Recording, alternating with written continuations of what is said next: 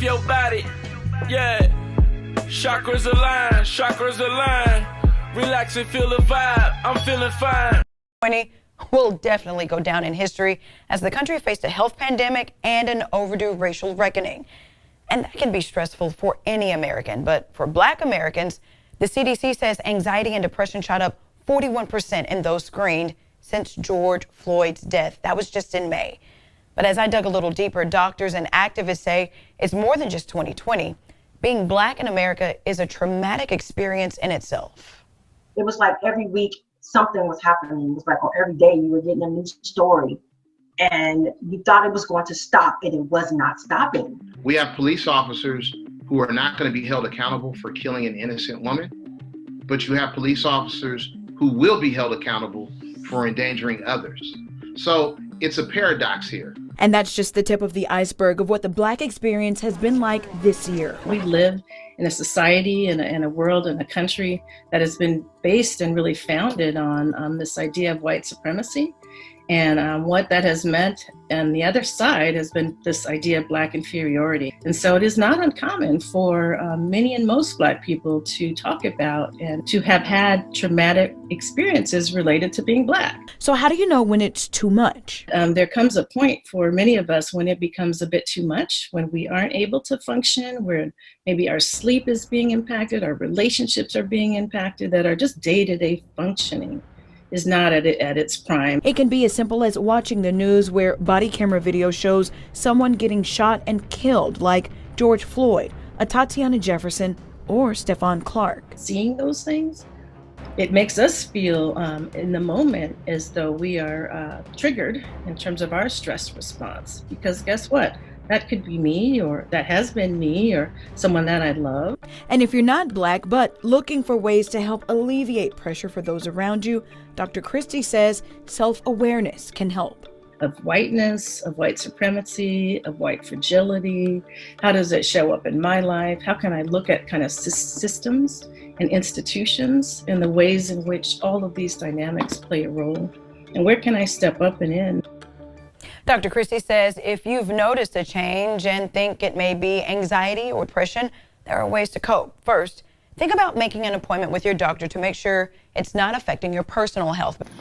Greetings, happy new days, beloveds, and welcome to the best days of your life. I hope that you're feeling amazing. I hope you're feeling light. I hope you're feeling joy. Hope you're feeling prosperous and abundant and wealthy and healthy. Hope that you're feeling amazing and special and magical, just like you are, okay? Today, we are reading an article about anxiety, okay? So anxiety is something that many Americans, and of course other places too, but just because of the overall and overwhelming expectations of American society, anxiety and depression seems to be at much higher rates in comparison to other countries who don't have the same type of don't have the same elements as America. And there's a lot of different things that can influence or impact anxiety and depression in this society, okay? So we're going to talk about anxiety. The name of this article is What is Anxiety to Me? And this is about a sister named Britt, and Britt is dealing with anxiety, and she has been dealing with anxiety since she was a teenager. So let's dive into it.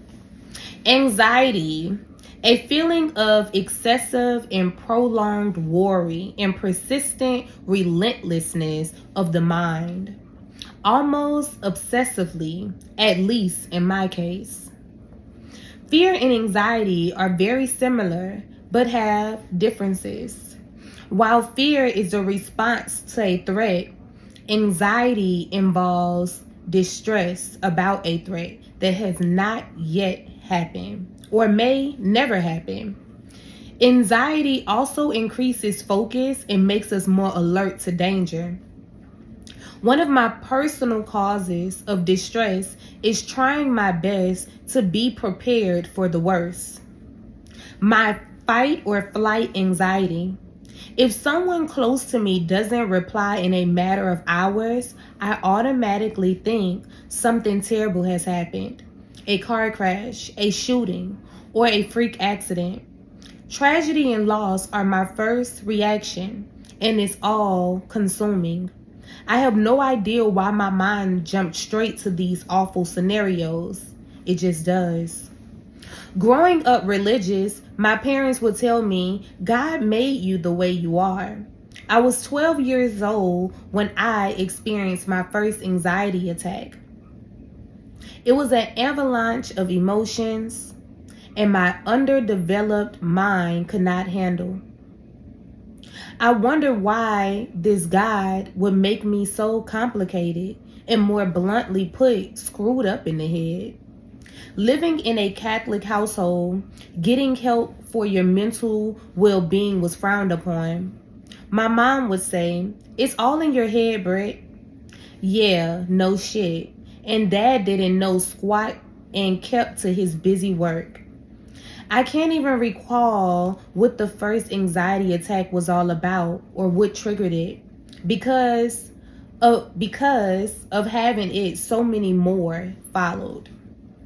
As I got older, I realized feeling this way wasn't uncommon and that I wasn't alone. I found myself at 17 taking Xanax. I didn't have a prescription for the drug and I started abusing it. But it came to an end at 19 when I almost came face to face with death. Ingesting the pills like candy, I barely remember those 2 years of my life, and I couldn't regret it more. I would rather be bouncing off the walls worrying than to go through that again. I was hesitant, but shortly after I turned 21, I made the decision to see a doctor to help me treat my anxiety the right way, hoping to get some relief. She did. I was prescribed medicine. The medication made me feel like a zombie, and I was always nauseous. I lost weight, I had no energy, and I wasn't happy. While I desperately tried to give the pills a chance, I stopped taking them after about 4 months, and I haven't taken any medication since. I had to find other ways. Anxiety and anger tend to go hand in hand for me. Without realizing it, I'll occasionally look for a confrontation to gain some sort of validity. Without taking the time to really think about what I want to say.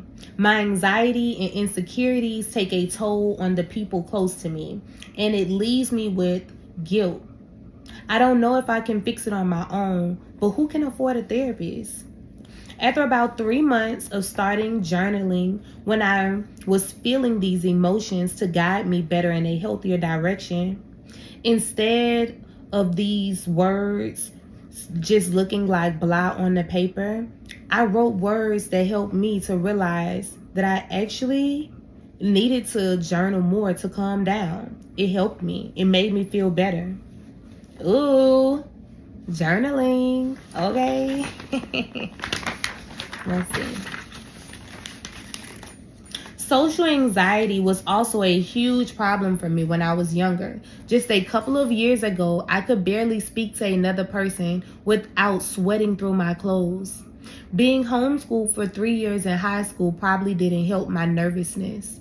Leaving me red-faced and embarrassed, I stopped talking as much and everyone around me assumed I was miserable.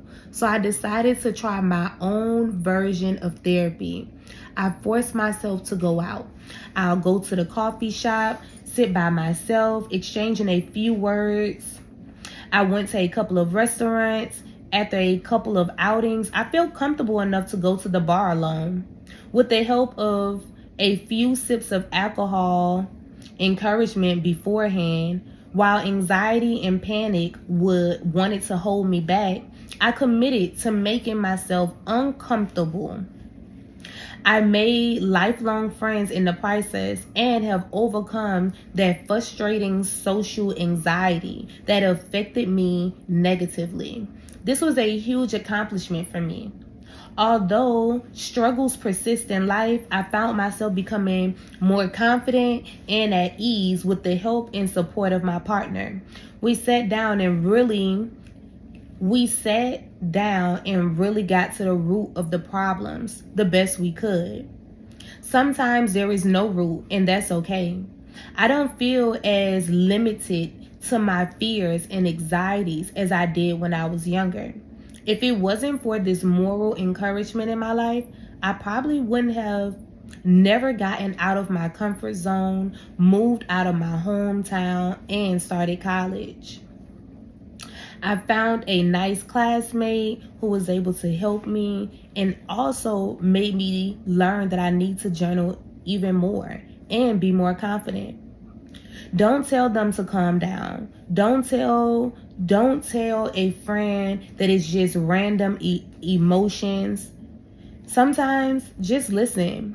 Be kind, be understanding, learn more about anxiety so that you can be there for a friend, a relative, a lover. Understand it.